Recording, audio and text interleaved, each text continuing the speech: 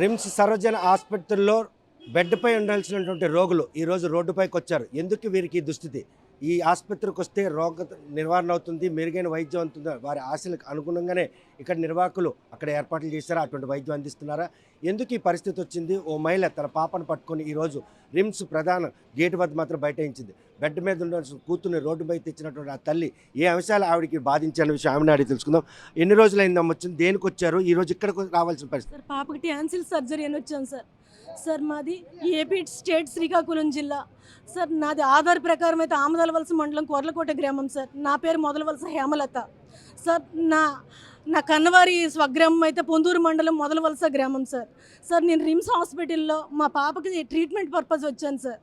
Sir ఇంతకు ముందు కూడా పాపకి చేతికి ఫ్రాక్చర్ అయింది సార్ 1 month బిఫోర్. అప్పుడు కూడా సిమెంట్ కట్టు కోసం వచ్చాను సార్. సార్ ఇక్కడ స్టాఫ్ అయితే సరిగ్గా రెస్పాండ్ అవ్వట్లేదు సార్.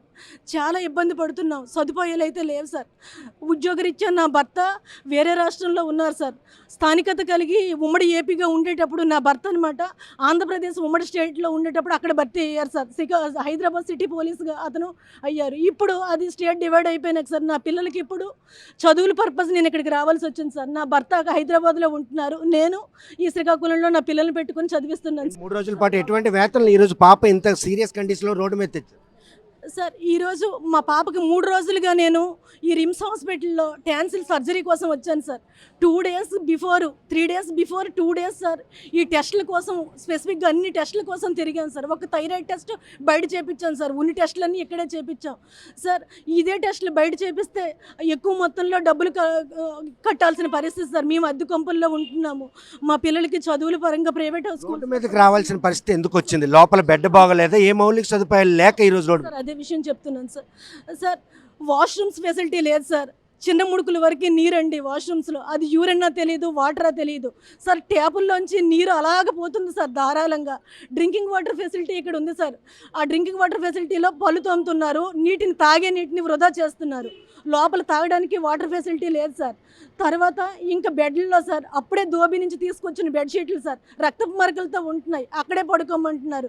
ఏమి అని అంటే ప్రశ్నిస్తేమో మీరు సౌండ్ చేయొద్దు, బయటికి వెళ్ళిపోండి అంటున్నారు.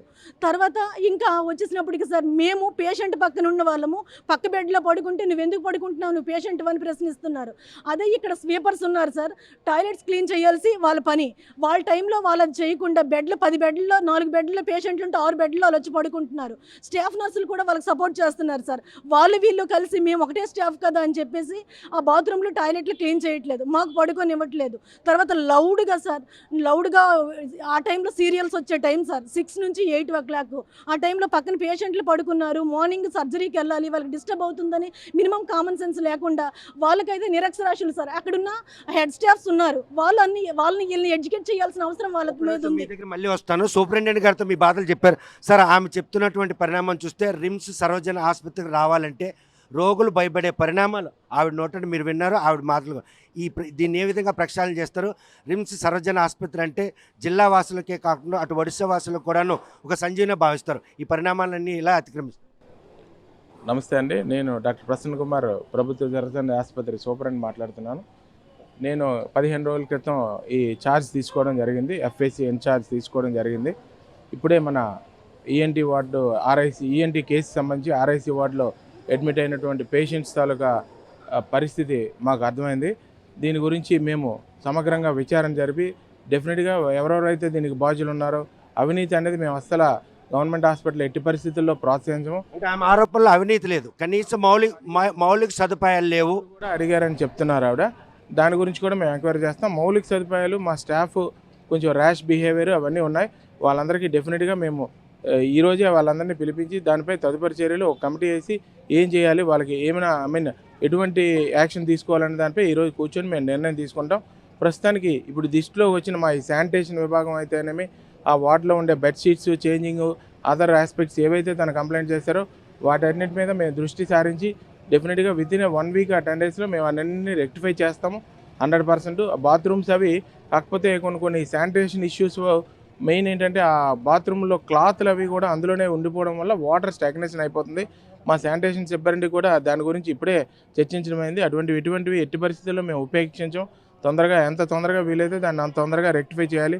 ఆ మేలు ఫిమేల్ బాత్రూమ్ సెపరేషన్ అనేవి కూడా అక్కడ లేదంటున్నారు. దాన్ని కూడా ఇప్పుడే చూసి దానిపై తగు చర్యలు తీసుకుంటాం. చూస్తే కనుక చాలా ఏళ్ళ బట్టి ఇక్కడ ఉన్నారు. రిమ్స్ సర్వజన హాస్పిటల్కి మీకు అవినాభావ సంబంధం. ఇక్కడ ఎఫ్ఏసీగా సూపరింటెండెంట్ బాధ్యతలు పక్కన పెడితే ఒక వైద్యుడిగా రోగులు పడుతున్నటువంటి ఈ కష్టాలు తీర్చేందుకు తక్షణమే ఎటువంటి కార్యాచరణ రూపొంది.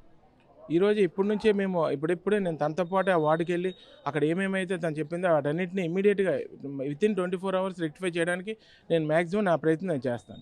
చూస్తే కనుక ఆయన ఇచ్చిన హామీ నెరవేర్చినట్టయితే మీరు తీసుకొచ్చిన ఈ సమస్య కారణంగా చాలామంది రోగులు ఎటెండర్లు కూడా ఈరోజు వారికి మెరుగైన వైద్యం అందించుకు మౌలిక సదుపాయాలకు దోహదపడుతుంది. సార్ చెప్పినవన్నీ కానీ చేసేటట్లయితే మేము కూడా అదే కోరుకుంటున్నాం సార్. ఇక్కడ అదే జరగాలి. ఎందుకంటే ఇక్కడ చాలా సార్ శ్రీకాకుళం జిల్లాలో పెద్ద హాస్పిటల్ సార్, డిస్ట్రిక్ట్ లెవెల్లో పెద్ద హాస్పిటల్. ఎక్కడ మారుమూల ప్రాంతాలు సార్, చివర ఒడిశా బోర్డర్ నుంచి ఈ చివరి వరకు భాష రాని వాళ్ళు కూడా ఇక్కడికి వచ్చి ఎన్నో ఇబ్బందులు పడి ట్రీట్మెంట్ తీసుకుంటున్నారు సార్. అటువంటి వాళ్ళకి అందరికీ న్యాయం జరగాలి. మౌలిక సదుపాయాలు లేనటువంటి ఆరోపణ కాకుండా డబ్బులు కూడా అడుగుతున్నారు. సార్ దృష్టిలో తీసుకొచ్చారు, నిజమేనా? సార్ మా పాపని సర్జరీ చేశారు సార్. సర్జరీ చేసిన వెంటనే నేను బయట బెడ్షీట్లు పట్టుకొని ఉండమని అన్నారు. నేను ఉన్నాను సార్. పక్కకి రూమ్కి పిలిపించారు సార్. పాపకు బెడ్షీట్లు కప్పాలి అని చెప్పేసి చేత్తో ఇలాగ సైగ చేసి నాకు డబ్బులు ఇమ్మని అడిగారు సార్. అడిగి నా రింగ్ వైపు చూశారు సార్. చూసి అంటే అంతో ఇంత స్తోమతున్న వాళ్ళు ఇస్తారు కదని నా నుంచి ఆవిడ ఎక్స్పెక్ట్ చేశారు సార్. నేనైతే ఆవిడకి డబ్బులు ఇచ్చే నేను పెట్టుకోలేదు సార్. అదే పరిస్థితి నాకు ఉండేలాగా ఉంటే నేను ప్రైవేట్ ట్రీట్మెంటే చేయించుకుంటాను కదా. ప్రైవేట్ హాస్పిటల్లో ఈ హాస్పిటల్లో వారం రోజు నుంచి తిరుగుతున్నాను. ఈ టెస్టులన్నీ అయితే కానీ వాళ్ళు సర్జరీ చేయమన్నారు. ఈ టెస్టులు లేని టెస్టులు బయటికి వెళ్ళి థైరాయిడ్ టెస్ట్ బయటికి వెళ్ళి చేయించుకున్నాను. ఎంఆర్ఐ మన సర్జరీ అంటే పాపను పట్టుకొని ఆ టైం వరకే చేయించుకున్నాను. నా దగ్గర డబ్బులు లేని పరిస్థితి. ఇంత మదన పడుతున్నా ఈ విషయాన్ని కనీసం ఉన్నతాధికారుల దృష్టికి హాస్పిటల్లో ఉంటుండే తీసుకెళ్ళచ్చు, రోడ్డుపైకి తేవాల్సిన అవసరం ఏంటి? సార్ నేను ఇదే విషయాన్ని రాతపూర్వకంగా రాసి పెడదామనేసి ఇక్కడ కంప్లైంట్ బాక్స్ ఎక్కడ ఉందని వెతికాను సార్. నాకు ఎక్కడ బాక్స్ కనిపించలేదు. తర్వాత స్టాఫ్కి అడిగాను సార్, ఇదిగోండి మీకు నెంబర్ ఇస్తాను, అదిగోండి నెంబర్ ఇస్తానని 3 రోజుల నుంచి కాలయాపన చేస్తున్నారు, కానీ నాకు నెంబర్ ఇవ్వలేదు. తర్వాత నిన్న ఒక అతను వచ్చారు సార్, ఎవరో ఒక అతను తెలియదు, నాకు ఇక్కడే కనిపించారు. అతను పెన్షన్ కోసం తిరుగుతున్నానని చెప్పారు. హరిశ్చంద్రపురం నుంచి వచ్చారంట. అతను టైం అయిపోయిందని అంటే అమ్మ ఉండడానికి ఎక్కడైనా షెల్టర్ ఉందా అని అడిగారు. అడిగితే అతనికి అప్పుడు గట్టిగా ఆరోగ్యంగా ఉండేటప్పుడు అతనికి పెన్షన్ పని లేదు. ఇప్పుడు కాలు చచ్చు పడిపోయింది, నడవలేని పరిస్థితి. రాత్రి ఎక్కడైనా తలదాసుకోవడానికి అమ్మ ఏమైనా ఉందంటే ఇక్కడే ఉండాలి సార్, ఇక్కడ ఏమీ లేదని చెప్పాను. అక్కడే వాళ్ళు ఉన్నారు సార్. అతను చెప్పారనమాట, వార్డు నుండి ఈ రోడ్డు మీదకి రావడానికి వాళ్ళు నెట్టేశారని మీరు వచ్చేసారు సార్. వెళ్ళిపోమని అన్నారు సార్. ఏమన్నారంటే ఐసీయూలో ఉంటే చాలామంది పేషెంట్లు ఉన్నారు, అందరికీ డిస్టర్బ్ అవుతుంది, మీరు వెళ్ళిపోండి అన్నారు. వెళ్ళిపోయి అంటే నేను అన్నాను, మా ఈఎన్టీ సార్ వస్తారు, సార్ వచ్చాక మాకు చెప్తారు, పాపకి ఏదో మెడిసిన్ రాస్తారంటే వాళ్ళు నేను కోపంగా అరిశానని మా పాపకి ఏదో ఇంజెక్షన్ పట్టుకొని వస్తున్నారు సార్. పాపని చేద్దామని ఆల్రెడీ పాప చెయ్యితో ఇబ్బంది పడుతుంది, ఇప్పుడు వంచే పరిస్థితి లేదు. సేమ్ పాపకి ఇచ్చినట్టే అందరికీ ఇచ్చారు, అందరు చేతులు ఇలా నడుపుతున్నారు. పాప నొప్పి లేకుంటే బాధపడదు సార్, చెయ్యి ఇలా అయ్యి వంగట్లేదు. నువ్వేమి నాకు ఇంజెక్షన్ ఇవ్వద్దు, నీ ఇంజెక్షన్ పక్కన పెట్టుకో, నేను డాక్టర్ గారిని నమ్మాను, అతను నాకు ఇస్తే ఇంజెక్షన్ తీసుకుంటాను, ఇప్పుడు నేను కోపమయ్యానని నువ్వు ఏదైనా ఇంజెక్షన్ ఇస్తే నా పాపకి ఇబ్బంది అవుతుంది అని నేను తెలివిగా ఆ ట్రీట్మెంట్ నేను తీసుకోలేదు సార్. నాకు ఇలా చేస్తే నేను ఇక్కడ ఎందుకు సార్ ట్రీట్మెంట్ తీసుకోవాలి, నేను బయటికే వెళ్ళిపోతాను సార్. అంతో ఎంతొస్తో పరపతి ఉంది సార్, మాకు ఉన్నదిలో పర్వాలేదు. కాకపోతే ఏంటంటే ఒకటి సార్, అందరికీ డబ్బులే సార్. ఆ డబ్బు ఉంటే మేము బయట చేసుకునే వాళ్ళం సార్, లేక ఇక్కడి వరకు వచ్చాం. మాలాంటి ఇబ్బంది అందరూ పడుతున్నారు సార్, మాలాంటి ఇబ్బంది అందరూ పడుతున్నారు సార్. ఇంకొకటి ఏంటంటే వార్డులో సార్ రక్తం మరకలు ఉంటున్నాయి, క్లీన్ చేయట్లేదు. ఇక్కడ ఇలాగ ఉంది అని అంటే మీరు లగేజ్ పట్టుకొని బయటకు వెళ్ళిపోండి, దోమలు వచ్చేస్తున్నాయి సార్. రాత్రి అంతా దోమలతోనే ఇబ్బంది పడ్డాను సార్. ఫ్యాన్లు వేసుకుంటే శీతాకాలం చలి. ఇప్పటికైనా ఈ విషయాన్ని బయటకు తెచ్చారు, ఉన్నతాధికారుల దృష్టికి తీసుకెళ్లారు. ఎట్టి పరిస్థితి మీరు చేసినట్టు ఈ ప్రయత్నం రిమ్స్ హాస్పిటల్లో చికిత్స పొందే రోగులు కావచ్చు, రోగులకు అటెండెంట్లు కావచ్చు, వీళ్ళందరికీ కూడాను మెరుగైన వైద్యంతో పాటు మౌలిక సదుపాయాల కల్పనకు మాత్రం మీరు చేసిన సాహసం దోహదపడుతుంది సార్. ఎస్ సార్, నాకు ఇదే కావాలి సార్. నేను కూడా ఇదే కోరుకుంటున్నాను. ఎందుకంటే సార్ ఇక్కడ ఉన్న స్టాఫ్ నర్సులతో పాటుగా అందరికీ 5 అంకెల జీతాలు సార్. ఇక్కడ వార్డులు ఉన్నారు, ఇప్పుడు వాచ్మెన్లు, వాళ్ళ డ్యూటీ కూడా సార్ వాళ్ళవి కూడా మనం వెలకట్టవలసినవి. వాళ్ళు సెక్యూరిటీ లేకపోతే మనం ఇక్కడ ఎందుకు ఉంటాం సార్. వాళ్ళు 15 రోజులుగా, నెల రోజులుగా, 5 నెలల నుంచి వాళ్ళ కుటుంబాలకి జీతాలు లేకుండా వాళ్ళు రోడ్డు ఎక్కారు.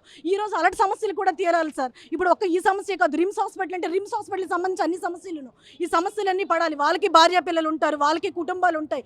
ఈ రోజు రోడ్లు ఎక్కి దండలేసుకొని వాళ్ళు కూర్చొని ధర్నా చేస్తున్నారు. యూనియన్ లీడర్స్ కూడా ఉన్నారు. మరి గవర్నమెంట్ ఏం చేస్తుంది సార్. దిగి రావాలి, సమస్యలు తీర్చాలి. పెద్దవాడికే కాదు సార్, పేదవాడికి కూడా బాధ ఉంటుంది. కడుపు మంటతో ఆ సెక్యూరిటీ లేకపోతే ఇక్కడ క్యూ ఉండదు సార్, ఇక్కడ క్రమశిక్షణ ఉండదు. ఎంత తొక్కిసలాట అవుతుందో, ఎంత ప్రాణ నష్టం జరుగుతుందో దీన్ని ఎవరు వెలకట్టలేరు సార్. సార్ మన చేతుల్లో దాటిపోయినాక దాన్ని మనం ఏం చేయలేము. ఉన్నప్పుడే కంట్రోల్ చేయాలి. వాళ్ళ కంట్రోల్ చేయాలంటే ఆ వర్కర్లు అక్కడ నిలబడాలి. ఎవరైతే యూనియన్ ఉన్నారో ఆ యూనియన్ వెంటనే దిగాలి సార్. అది వెంటనే సమస్య. నా సోదరులు అనుకుంటున్నాను సార్, నాకు అన్నదమ్ములు లేరు సార్, మీ ముగ్గురు అక్క చెల్లెలమే. నా సోదరులకి ఈరోజు అన్యాయం జరుగుతుంది, నా సోదరి మనులకి ఈరోజు అన్యాయం జరుగుతుంది. కూతురు పరిస్థితి, కూతురు కండిషన్ ఏంటి అసలు చికిత్స పరంగా? సార్ మా పాప గొంతు నొప్పని ఇబ్బంది పడుతుంది సార్. ఆ పిక్కలు తీశారు సార్, కానీ ఆమె వాటర్ తాగడానికి ఇబ్బంది పడుతుంది. వాష్రూమ్కి వెళ్ళాలి, వాష్రూమ్ బాగోలేవు. ఫుడ్ ఇడ్లీ పెట్టమన్నారు సార్, ఇడ్లీ తినడానికి ఆమె ఇష్టపడతలేదు. బాత్రూమ్లు బాగలేవు. మమ్మీ చూస్తే నాకు వెళ్ళబుద్ధి వేయట్లేదు, బుజ్జి కొంచెం అడ్జస్ట్ అవ్వనని నేను ఎంత రిక్వెస్ట్ చేసినా ఆమె చేస్తలేదు సార్. నిన్న కూడా సార్ సర్జరీకి వెళ్ళాలి. ఆ సర్జరీలో ఆపరేషన్ థియేటర్లో 1 అవర్ ఉండాలి సార్. 1 అవర్లో అయినా యూరిన్ ఫ్రీ అయితే కదా అక్కడ వెళ్ళి ఆమె నిలబడగలదు సార్. ఇక్కడికి వస్తే సార్ ఆ ఉన్న సమస్యలు కాకుండా యూరిన్ ఏమైనా బాడీలోకి బ్లడ్లోకి ఏమైనా అయితే లేనిపోని డిసీజెస్ వస్తాయి. ఎందుకు వచ్చాము అని అయితే ఈ 3 రోజులు నేను చాలా బాధపడ్డాను సార్. సార్ ఈ సమస్య ఎవరికి రావద్దు సార్, నాకు వచ్చిన సమస్య సార్. అధికారులే దేవుళ్ళై ముందుకు నడిపించాలి సార్. సార్ లేని వాళ్ళు ఉంటారు, ఉన్న వాళ్ళు ఉంటారు సార్. మనం అందరం కష్టపడి ఈరోజు ఈ స్థాయికి వచ్చాం సార్. ఇప్పుడు ఈ గవర్నమెంట్ అక్కడికి అడిగితే స్టాఫ్ నర్సులు అంటారు మాకు ఊరికే ఉద్యోగాలు రాలేదు, మేము కష్టపడితే వచ్చాం. కరెక్టేనమ్మా, కష్టపడితే వచ్చాం. నాది ఎంఎస్సీ ఎంఏ బీఈడీ సార్, నా క్వాలిఫికేషన్ ఈరోజు. సార్ నిరక్షరాస్యుడు ఏం ప్రశ్నిస్తాడు సార్? నేను అక్షరాస్యురాలు. ఇక్కడ జరిగిన అన్యాయాన్ని నేను బయటికి పెడతాను. నాకు మీడియా సోదరులు సహాయం చేస్తారు, నాకు సెక్యూరిటీ సిబ్బంది సహాయం చేస్తారు, నాకు అధికారులే దేవుళ్ళే వచ్చి సహాయం చేస్తారు. రేపు అవసరమైతే పొలిటీషియన్స్ దిగుతారు కిందకు వచ్చి. కానీ ఈ రిమ్స్ హాస్పిటల్ ఈ శ్రీకాకుళం జిల్లాలో వెనకబడిన ప్రాంతం అని ఎలాగే మూల చేరిపోతుంది సార్.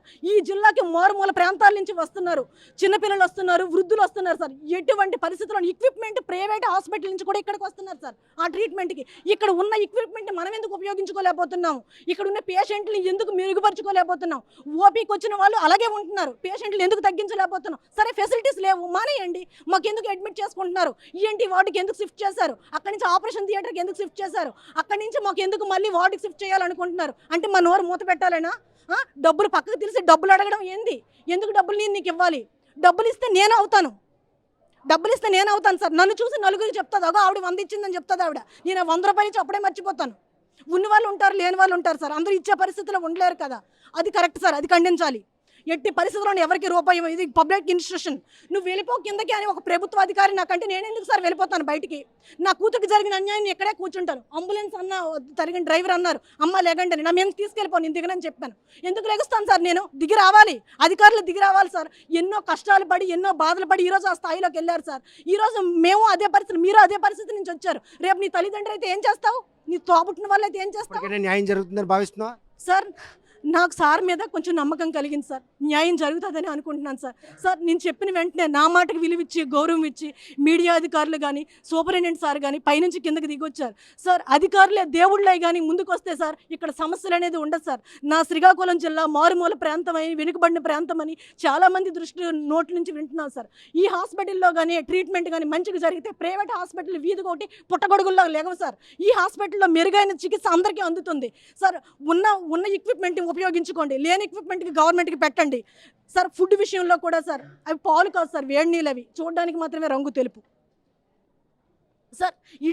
ఇడ్లీలో వేసిన చట్నీ అది చట్నీ కాదు సార్, వేడి నీళ్ళు, పచ్చిమిరపకాయలు ఎండుమిరపకాయలు 2 సార్. పేషెంట్లకి ఇచ్చే ఫుడ్ కనీసం న్యూట్రిషన్ ఫుడ్ లేకపోతే పేషెంట్ ఎలా కోలుకుంటాడు? నేను సూటిగా ప్రశ్నిస్తున్నాను. గవర్నమెంట్ నుంచి డబ్బులు వస్తున్నాయా? రావట్లేదా? రాకపోతే పెట్టండి, వస్తే ఉపయోగించండి. పందికొక్కుల్లాగా సైడ్కి చేస్తామంటే ఇది పందికొక్కులు కాదు సార్, తినేసి అవి పోయేవి కాదు. ప్రజలు నోట్లో మాట ఉంది, పందికొక్కులు అయితే మూగజీవులు, మాటలు రావు. మేము ప్రశ్నిస్తాం. చూస్తే కనుక రిమ్స్ సర్వజన ఆసుపత్రిలో చికిత్స పొందేందుకు వచ్చినటువంటి తన కూతురుని తీసుకొని 3 రోజుల క్రితం రావడం జరిగింది. ఈఎన్టీ సర్జరీ చేయాలని చెప్పి గొంతులో ఉన్నటువంటి ఆ పిక్కలను అయితే తొలగించి సర్జరీ చేశారు. కాకపోతే అక్కడ ఉన్నటువంటి మౌలిక సదుపాయాలు లేక కూతురు మాత్రం అపస్మార స్థితిలో ఉండడం, దాన్ని చూసి బాధించినటువంటి తల్లి మాత్రం న్యాయం చేయాలని చెప్పి ఫిర్యాదు చేయడానికి వచ్చినా కూడా ఇక్కడ ఫిర్యాదులు బాక్స్ ఎక్కడా కనిపించకపోవడంతో పలువురు ఇచ్చిన సహకారంతో ఈరోజు తెల్లవారి తన కూతురుని తీసుకొని వచ్చి ఇలాగా నడి రోడ్డుపై ఆమె న్యాయం కోసం పోరాటం చేసింది. చివరికి సూపరింటెండెంట్తో పాటు రిమ్స్ ఆర్ఎం కూడా స్పందించారు. ఆ సమస్యలను కూడా పరిణామాలు తీసుకున్నారు. రిమ్స్ సర్వజన ఆసుపత్రికి వచ్చినటువంటి రోగులకు మాత్రం మెరుగైన వైద్యంతో పాటు అదేవిధంగా ఆహార సరఫరాలో కూడాను నాణ్యతా లోపం, మరోవైపు చూస్తే అక్కడ శానిటరీ సిబ్బంది కూడా దుందుకు వ్యవహరించే శైలి ఇవన్నీ కూడా ఆమెను బాధించాయి. ఆమదాలవలసకి చెందినటువంటి ఆమె మాత్రం భర్త హైదరాబాద్లో విధి నిర్వహణలో ఉన్న నేపథ్యంలో పిల్లలు పెట్టుకుని ఇక్కడే ఉంటున్నారు. ఆ పాపకు వచ్చిన కష్టాన్ని డబ్బులు లేక రిమ్స్ సర్వజన ఆసుపత్రికి వెళ్తే నయం అవుతుంది అన్నటువంటి ఆమె తాలూగా ఆశయాలు మాత్రం ఈరోజు నెరవేరకపోవడం ఆమెను ఎంతలో బాధించింది. ఆ బాధను తొలగించేందుకు ఉన్నతాధికారులు రంగంలో దిగారు. ఉన్నటువంటి మౌలిక సదుపాయాల కల్పనలో మెరుగైనటువంటి సౌకర్యాలు అందించేందుకు వారు ఇచ్చిన మాట నిలబెట్టుకున్నట్టయితే రిమ్స్ సర్వజన ఆసుపత్రిపై ఉన్నటువంటి నమ్మకం మాత్రం మరింత ఇనుముడింపబడుతుంది అనడంలో ఎటువంటి అతిశక్తి లేదు. రిమ్స్ హాస్పిటల్ నుండి వీడియో జర్నలిస్ట్ రామకృష్ణతో సత్యం, RTV శ్రీకాకుళం. చరిత్ర సృష్టించినోడు ఇప్పుడు ఆ చరిత్రని తిరగరాయబోతున్నాడు. అబద్ధాల గోడల్ని బద్దలు కొట్టి నిజాలను రాగా మీ ముందుంచబోతున్నాడు. నిజమైన వార్తల కోసం వెంటనే డౌన్లోడ్ చేసుకోండి రా యాప్ని.